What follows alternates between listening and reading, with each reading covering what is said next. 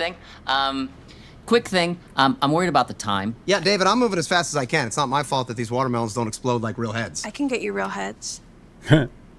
Not human. That's commitment. Joe, please don't get him heads. Human or otherwise. What are you even doing out there? I'm assisting Ian. You're my assistant. Assist me. David, what's Unbelievable. going on? What is happening? Oh, well, my assistant is emasculating me in front of the entire team. That's what's happening. No, I mean, you know what? Ian, Hey, puppy!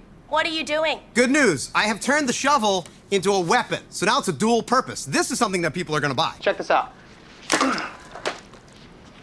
not quite right, but I'm close. I'm not sure if it's like if it should be maybe it's an uppercut motion?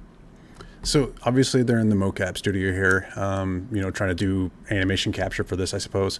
But even adding something as simple as what seems like just a simple shovel into the game as a weapon, you got to realize it's going to be a ton of work. So just stepping through it. So you've got your modeling. You've got someone who's actually got to make the model for the shovel, actually out of polygons and stuff. You've got someone who's got to texture it. They've got to do the artwork for the texture and make sure it wrap around properly and everything like that.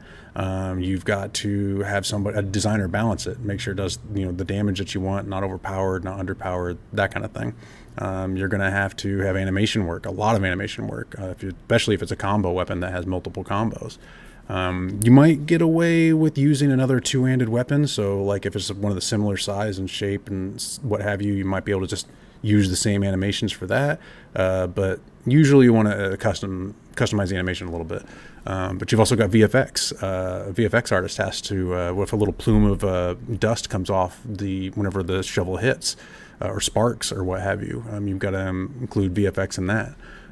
What about sound effects? You've got to include the audio department because it's got to make a unique sound when it hits, a head, especially if a shovel makes kind of a unique sound.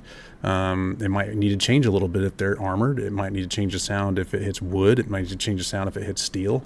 Adding something as simple as what seems to be, a simple shovel weapon can be an insane amount of work.